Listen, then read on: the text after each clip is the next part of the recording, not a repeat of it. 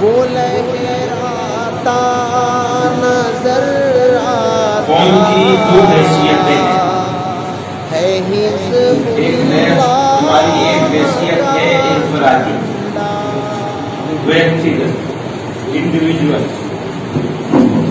اور ایک حیثیت ہے اجتماعی۔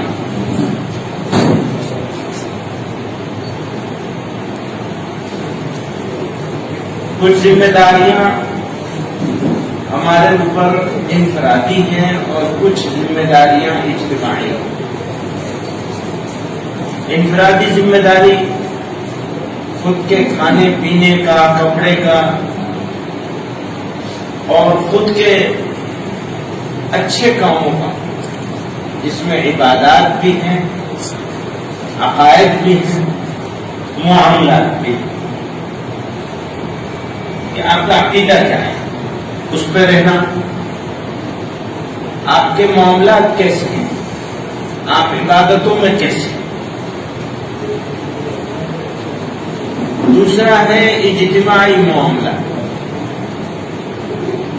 آپ لوگوں کے ساتھ، اپنے بیوی بچوں کے ساتھ، اپنے پڑوسیوں کے ساتھ، اپنے رشتہ داروں کے ساتھ خیریت سے ہیں، اپنے رشتہ داروں کے ساتھ اور ان لوگوں کے ساتھ جن کا آپ کا کوئی جان پہچان نہیں ہے، کیسے آپ اپنی ذمہ داری کو ادا کرتے ہیں یا نہیں کرتے۔ یہ دو چیزیں ہیں جو طے کرتی ہیں کہ یہ آدمی کیسا ہے اور یہ قوم کیسی۔ آدمی اچھا ہوگا اور اکثر آدمی جس قوم کے اچھے ہوں گے وہ قوم اچھی کہلائے گی۔ ہم لوگوں کو بہت مرتبہ ریلیف کے کام کرنے کا موقع ملتا ہے ملک کے الگ الگ حصوں میں اور ملک سے باہر بھی۔ اللہ تعالیٰ نے اپنے فضل سے توفیق عطا فرمائے کہیں کہیں جا کر کام کرنے۔ تو بنگال سے لے کر اور نیچے تک بہت جگہ کام کرنے کا موقع ملا۔ جب یہاں اس علاقے میں زلزلہ آیا تھا، بھوکمپ آیا تھا،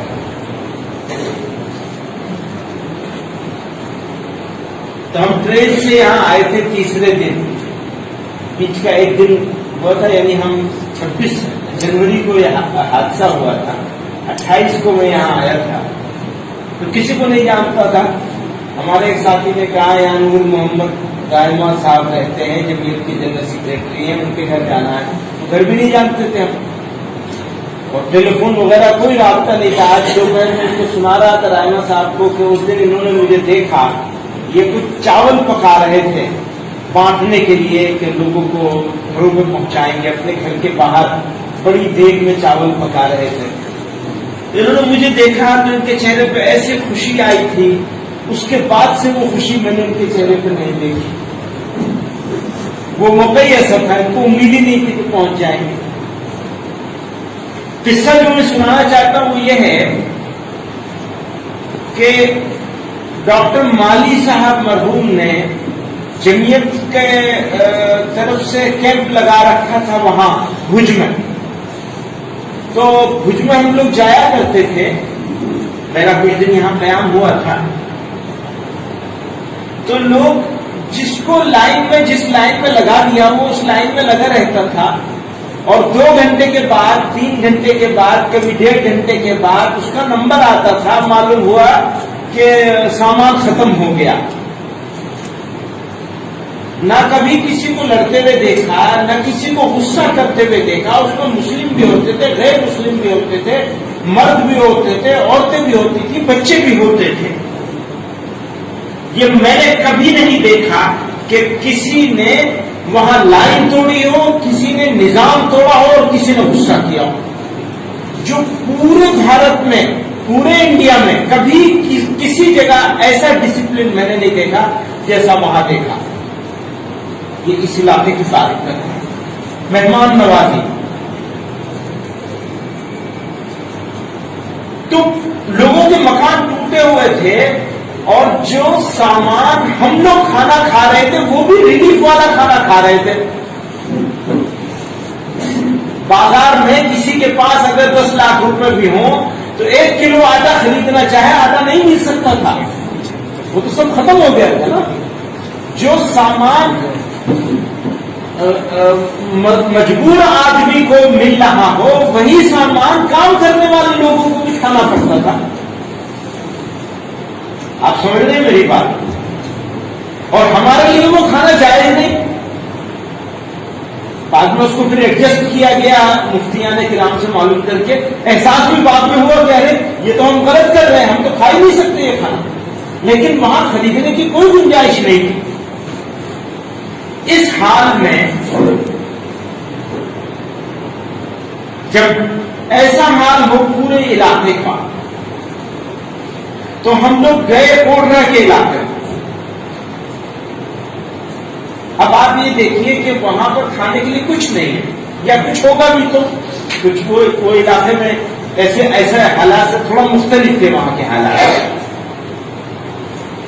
لیکن اس علاقے کی مہمان نوازی صرف میرے لیے نہیں, کوئی بھی مہمان ہمارا جمعیت کے ساتھیوں میں سے پہنچا ہے تو انہوں نے بکرا ذبح.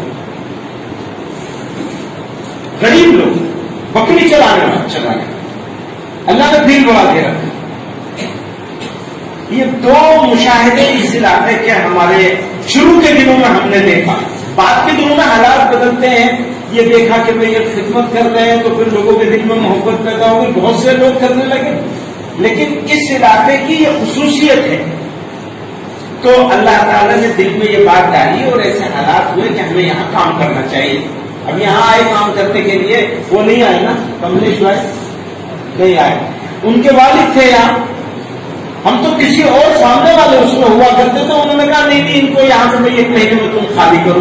میں نے ساتھیوں سے کہا 1 مہینے میں نہیں, ہم آج ہی خالی کریں. جوڑا نصاب ایسے ہی ہوا تھا نا بھائی, 1 مہینے کا انتظار نہیں کریں گے, سڑک کے کنارے جا کر ہم اپنا کیمپ لگائیں گے. ہم نے وہاں سے اسی دن کیمپ خالی کیا, اور جب خالی کرنے کی بات چل رہی تھی تو یہاں سے ان کے یہاں سے بھاٹیا صاحب کے یہاں سے پانی جایا کرتا تھا. تو پانی لانے والے جو ہمارے ساتھی تھے انہوں نے کہا کہ ہم تو یہاں سے کیمپ ختم کر رہے ہیں. کیوں ختم کر رہے ہیں؟ کہ وہ مالک راضی نہیں ہے کہ یہاں کیمپ لگاؤ. پہلے اجازت دے دی تھی, بعد میں کسی نے اسے کچھ سمجھا دیا, اس کی ڈیٹیل میں نہیں جانا چاہتا ہوں, کچھ سمجھا دیا تو کہنے لگا تم لوگ جاؤ یہاں سے, ہم 1 مہینے کا ٹائم دیتے ہیں, 1 مہینے میں خالی کر دینا. تو ہم لوگ, اس نے کہا تو آج ہی خالی کر رہے ہیں, اور میرے یہاں آ جاؤ.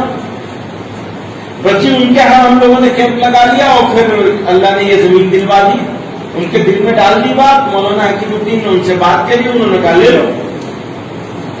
جب لے لیا آرکیٹیکٹ کے پاس گئے تو اس نے کہا بھائی یہ تو زمین تھوڑی ہے, تھوڑی سی اور لے لو. تو مجھ سے انہوں نے کہا جہاں تک وہ تو 80 ایکڑ کا پورا باغ دے رہے ہیں. وہ ہم نے منع کیا, ہم اتنا کچھ ہمیں بنانا نہیں ہے, نہ ہماری کیپیسٹی ہے اتنا بنانے, ہمیں اتنا دے. تو وہ یہ زمین, یہ والا حصہ جہاں ہم اب ہیں, یہ بعد میں انہوں نے دیا. تو یہ سارا قصہ جو سنانے کا مطلب تھا وہ یہ تھا کہ یہ علاقے کو اللہ تعالیٰ نے خصوصیت عطا فرمائی. اب اس خصوصیت کو 4 چاند لگانا ہے, وہ کیسے لگے گا؟ یہ ان کی ذمہ داری ہے جن کو اللہ تعالیٰ نے کچھ عطا فرمایا ہے. اللہ کی عطا فرمودہ چیزیں کیا کیا ہیں؟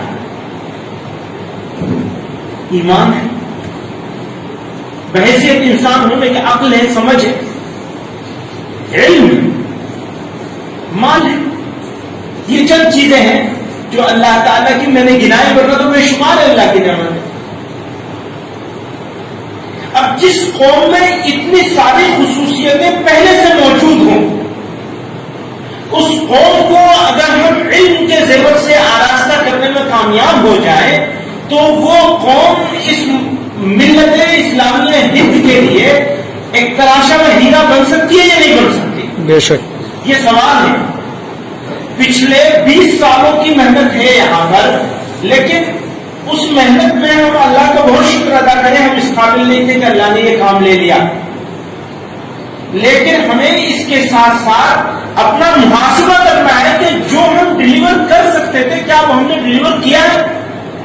نہیں کیا. بالکل نہیں کیا.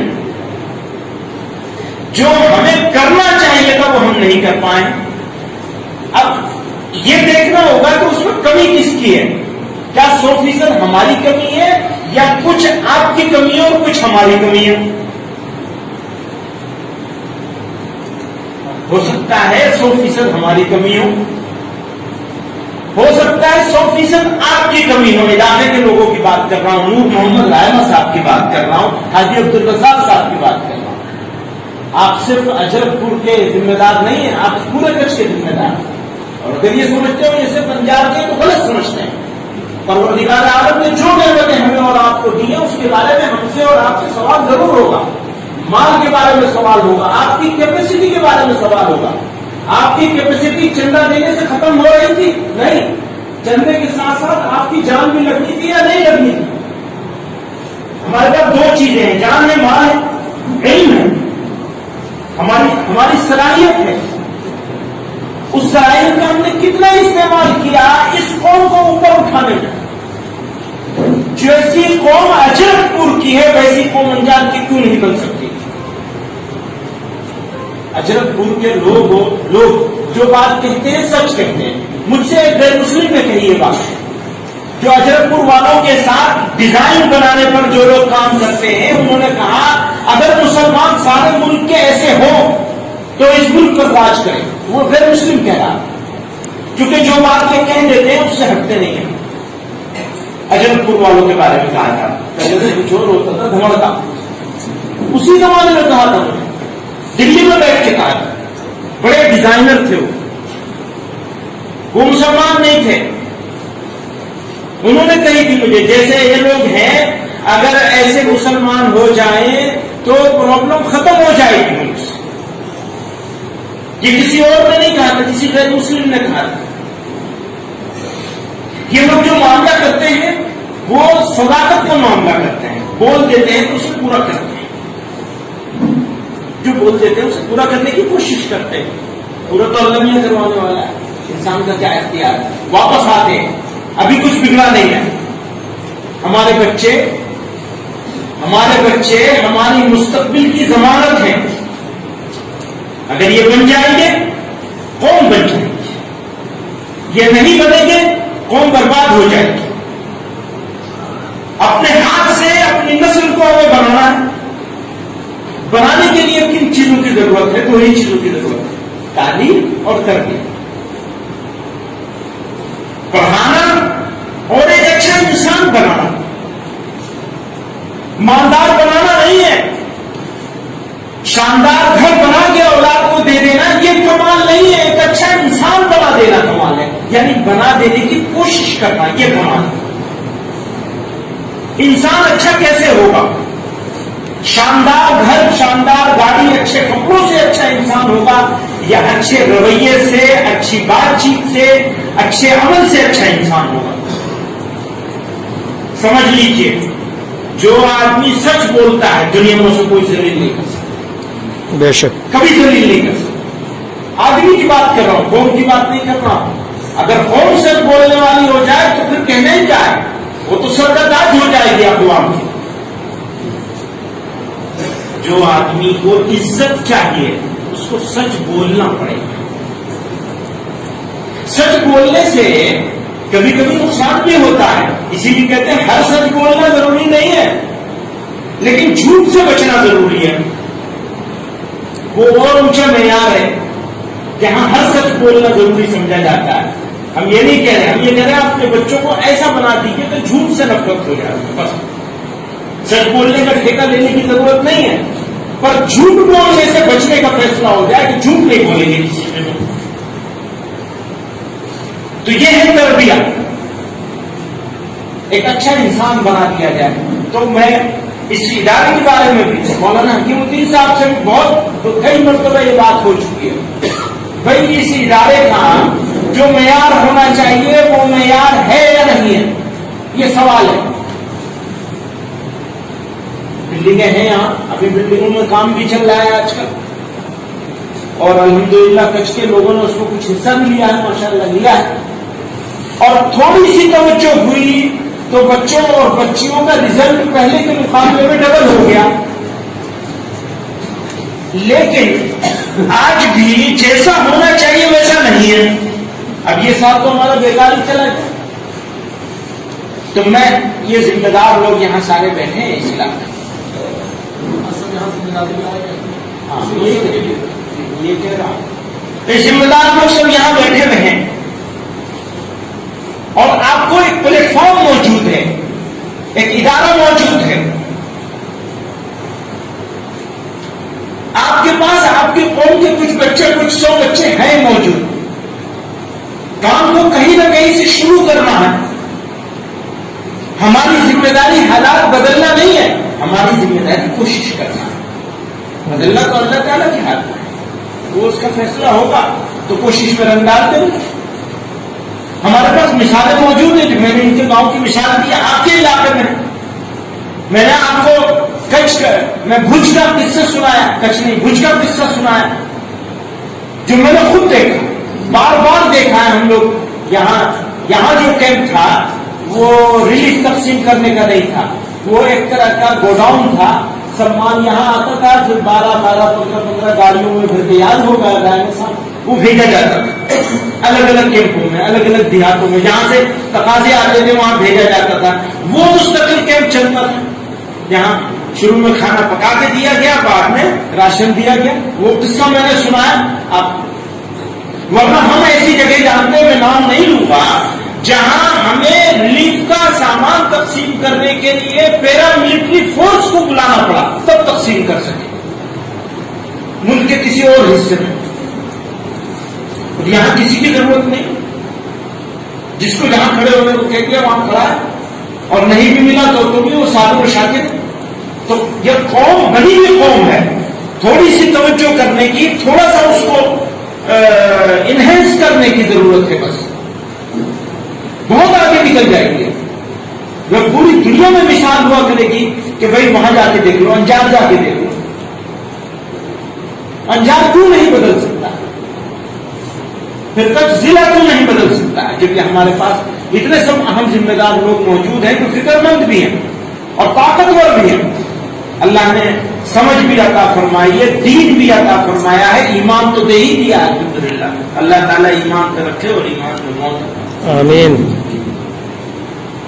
تو میں تو بس اتنی ہی درخواست کرنا چاہتا ہوں کہ ماحول بنانے کے لیے جہد مسلسل کی ضرورت ہے، کنٹینیو ایفرٹ کی ضرورت ہے، مستقل کام کرنے کی ضرورت ہے، تاکہ ہمارے قوم کے بچے بچیاں ان کی سوچ بدلے، ان کے حالات بدلے، ان کی کیپیسٹی بلڈنگ کریں، ان کو طاقتور بنائیں،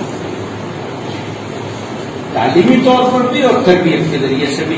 اللہ تعالی ہمیں سب کو صحیح طرح سے، صحیح سمجھ کے ساتھ مسلسل کام کرنے کی توفیق عطا فرمائے اور قوم کی ذلت کو عزت میں تبدیل فرمائے.